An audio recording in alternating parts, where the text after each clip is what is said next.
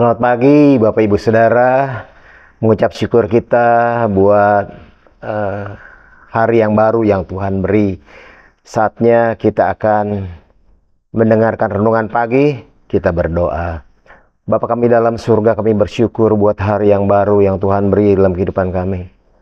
Sebelum kami memasukinya, kami mau mendengarkan firman-Mu yang akan membuat kami semakin lebih lagi dekat kepada Tuhan dan boleh menikmati semua berkat-berkat Tuhan sepanjang hari ini. Terpuji nama Tuhan, dalam nama Tuhan Yesus kami berdoa mengucap syukur. Haleluya, amin. Puji Tuhan.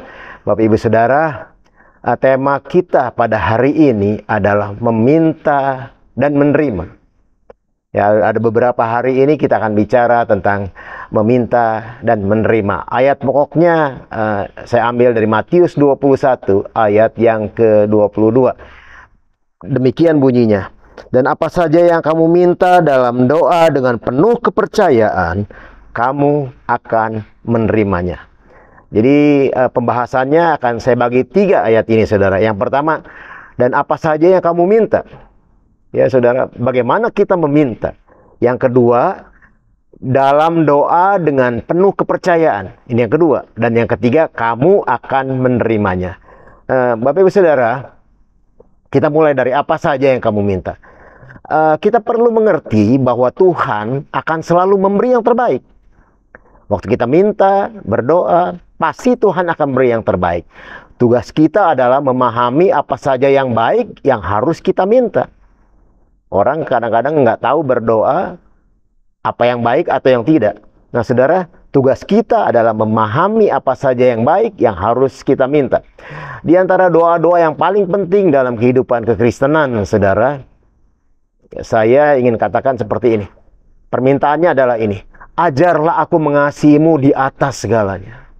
Jadi waktu kita meminta kepada Tuhan, mintalah supaya Dia mengajar kita mengasihinya di atas segala-galanya. Dan yang kedua, buatlah aku menginginkan apa yang Engkau inginkan.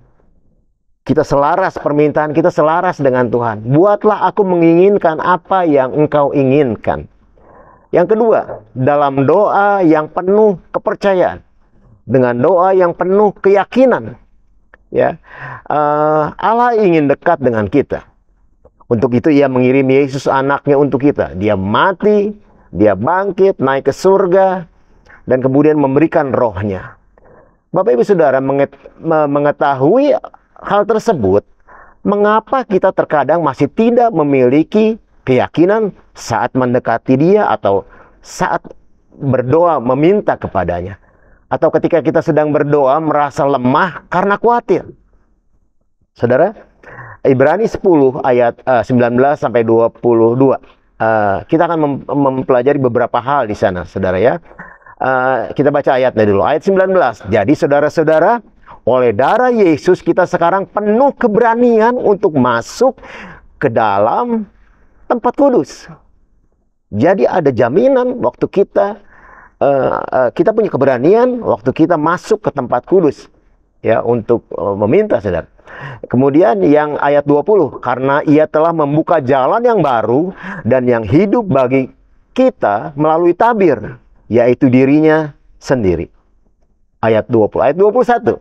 Dan kita mempunyai seorang imam besar sebagai kepala rumah Allah. Ayat 22. Karena itu marilah kita menghadap Allah dengan hati yang tulus ikhlas dan keyakinan iman yang teguh, karena hati kita telah dibersihkan dari hati nurani yang jahat dan tubuh kita telah dibasuh dengan air yang murni.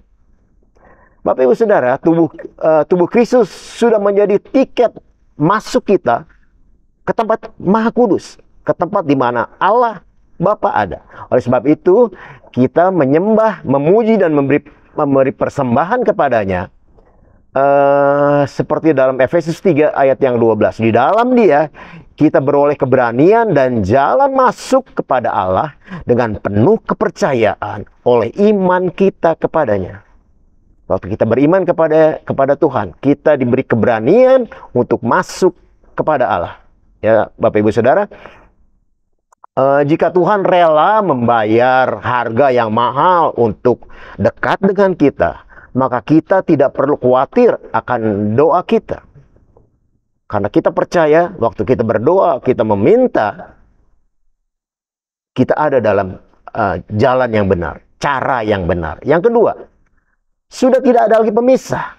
Ketika tabir bait suci terbelah dua, dari atas sampai ke bawah, itu ada di Markus 15 ayat 38. Jika pemisah itu sudah terbelah, tidak ada lagi yang menghalangi kita dengan Bapa. Jadi kita bisa berdoa dengan dengan keberanian, dengan percaya yang teguh. Yang ketiga, satu, pembasuhan cukup. Pembasuhan dari darah Yesus maksudnya. Imam-imam perjanjian lama harus melakukan pencucian secara berkali-kali. Tetapi karena apa yang telah dilakukan Yesus, satu pembasuhan sudah cukup.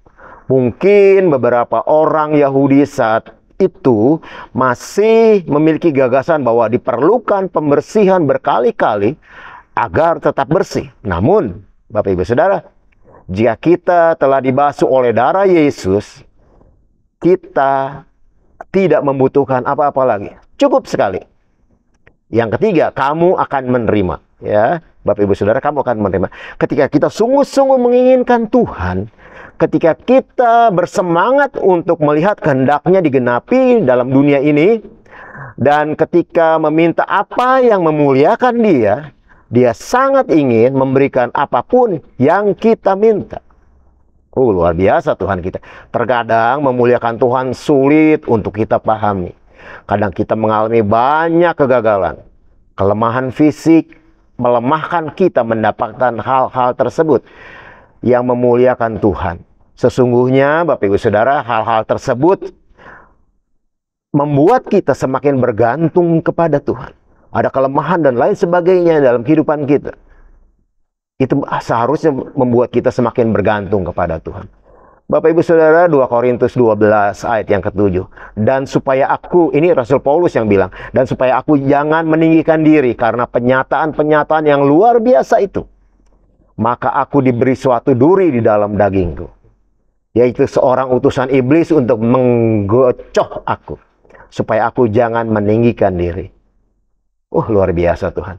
Bapak Ibu Saudara, ketika kita berdoa di dalam kehendak Bapa, dalam otoritas Yesus, dengan tekun, tidak mementingkan diri sendiri, dan dengan iman, kita akan menerima apa yang kita butuhkan. Kembali seperti di atas tadi, saudara.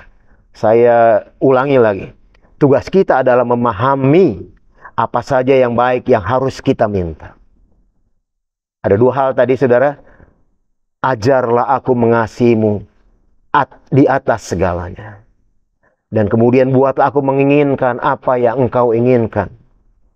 Kalau dua hal ini kita doakan dan selaras dengan Tuhan, pasti Tuhan memberkati kita, menjawab tiap-tiap doa kita. Puji Tuhan, sekian renungan pagi ini, kita berdoa. Bapa kami dalam surga, kami berterima kasih buat firman-Mu yang engkau bentangkan buat kami semua. Sesungguhnya apa saja yang kami minta, kami akan menerima. Tapi ajar kami mengerti, doa kami, permintaan kami harus selaras dengan kerinduannya Tuhan. Tuhan pasti memberikan yang terbaik buat kami. Dan hari ini kami akan lakukan ini semua. Belajar Tuhan untuk mengenal rencana-Mu, kehendak-Mu. Dan kami akan menerimanya. Terpuji nama Tuhan. Dalam nama Tuhan Yesus kami berdoa dan masuki hari yang baru ini. Puji Tuhan. Bapak Ibu Saudara, selamat berkarya, selamat beraktivitas. Tuhan Yesus pasti memberikan apa yang kita minta di dalam nama Tuhan Yesus. Terpuji nama Tuhan. Haleluya. Amin.